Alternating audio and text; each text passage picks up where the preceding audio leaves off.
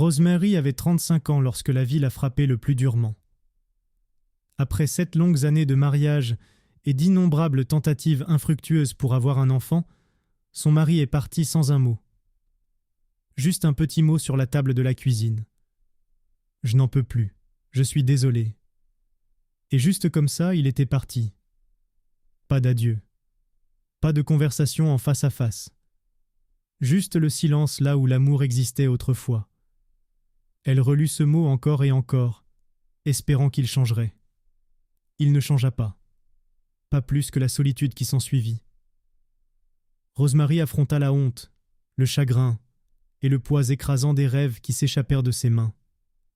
Elle avait voulu être mère plus que tout.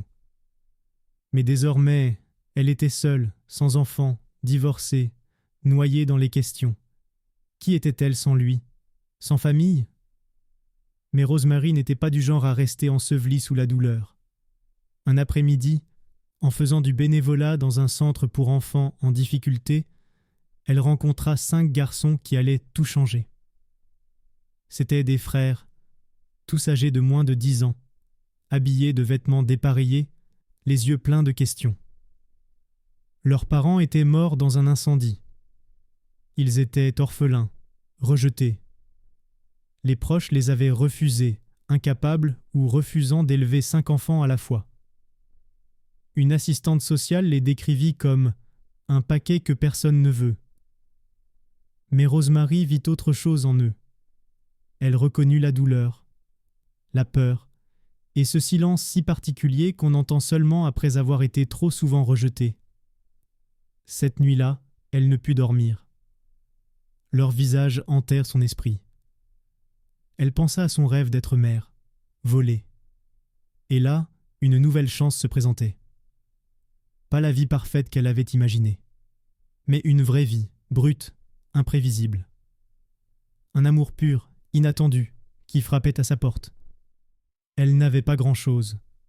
Un revenu modeste, une petite maison, aucun partenaire pour partager le fardeau. Mais elle avait un cœur débordant d'amour. Alors elle prit une décision. Un par un, elle les ramena chez elle. D'abord Henry, l'aîné, timide mais farouchement protecteur. Puis Kenneth, le penseur silencieux, toujours attentif. Les jumeaux Joshua et Joseph arrivèrent ensuite, inséparables fauteurs de troubles au sourire lumineux. Enfin, le petit Divine, à peine 5 ans, avec ses joues si douces qu'on ne pouvait s'empêcher de les pincer. Les premiers jours furent chaotiques.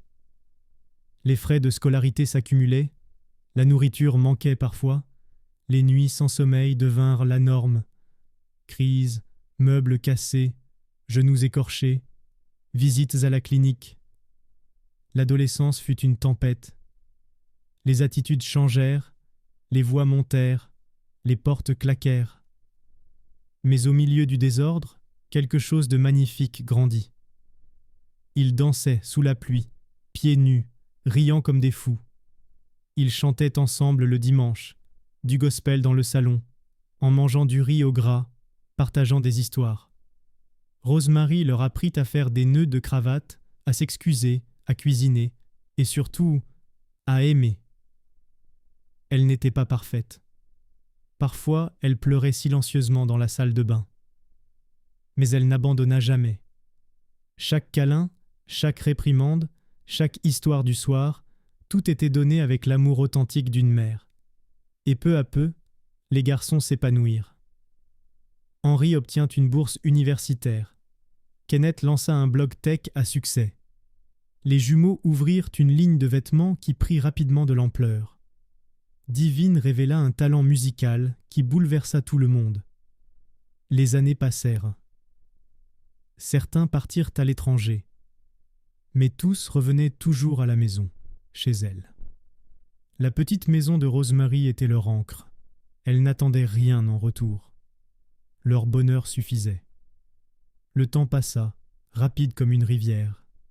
Ses cheveux devinrent gris, ses mains marquées par les années de cuisine, de ménage et d'amour. Mais son esprit demeura fort. Ces garçons devinrent des hommes droits, respectés. Henry, un ingénieur calme et posé. Kenneth, un créateur d'applications utiles à sa communauté. Les jumeaux, créateurs de mode à succès. Divine, une étoile montante de la musique. Ils parcouraient le monde, mais revenaient toujours vers celle qui les avait aimés sans condition, Rosemary. Le jour de ses 60 ans, elle se réveilla avec l'odeur du pain chaud et du café. Ses fils étaient tous revenus. Ils riaient, se taquinaient, remplissèrent la maison. Puis Henri s'approcha avec un objet enveloppé dans un tissu blanc. « Maman, on a quelque chose pour toi. » Elle ne comprenait pas. Les cadeaux étaient rares. Elle leur avait toujours dit de ne rien dépenser pour elle. Mais ce n'était pas un petit cadeau. C'était une clé argentée, attachée à un ruban. « C'est à toi maintenant, » dit Kenneth.